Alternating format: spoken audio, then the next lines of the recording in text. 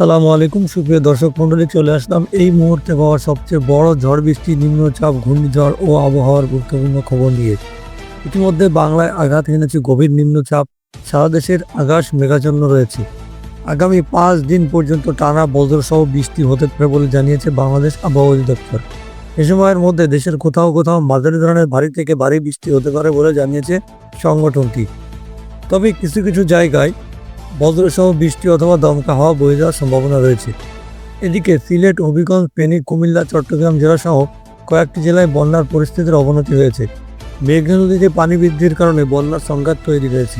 চলুন জেনে নেই আজ 25শে জুন বুধবার আজকের আবহাওয়া কেমন থাকবে। খুলনা, বরিশাল, সিলেট, রংপুর, ময়মনসিংহ, ঢাকা, চট্টগ্রাম, রাজশাহী, ভারতের আসাম, পশ্চিমবঙ্গ এবং ত্রিপুরা রাজ্যের কোথাও কোথাও ঝড় বৃষ্টি, নিম্নচাপ ও আবহাওয়া কেমন থাকবে, কেমন বিরাজ করবে তা সম্পূর্ণ জানিয়ে দেব আজকের এই গুরুত্বপূর্ণ ভিডিওটিতে। তাই দর্শক বন্ধুরা, ভিডিওটি অবশ্যই শেষ পর্যন্ত দেখবেন এবং ভিডিওতে একটা লাইক দিয়ে চ্যানেলটিকে সাবস্ক্রাইব করে আমাদের সঙ্গেই থাকবেন এবং প্রতিদিন আবহাওয়ার আপডেট পেতে আমাদের চ্যানেলে চোখ রাখবেন। আগামী 24 ঘন্টার মধ্যে দেশের 3 বিভাগে মাঝারি ধরনের ভারী থেকে বৃষ্টি হতে পারে।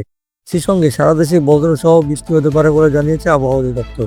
আজ বুধবার 25শে জুন বাংলাদেশ আবহাওয়া অধিদপ্তরের সহকারী আবহাওয়াবিদ আফরোজা সুলতানা দেওয়া পূর্বাভাসে এই তথ্য জানানো হয়েছে।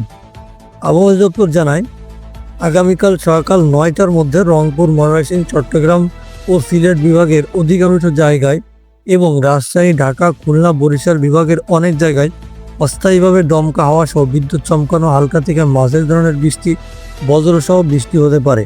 সেই সঙ্গে রংপুর, রাজশাহী, ময়মনসিংহ বিভাগের কোথাও কোথাও মাঝারি ধরনের ভারী থেকে ভারী বৃষ্টি হতে পারে বলে জানিয়েছে আবহাওয়া অধিদপ্তর।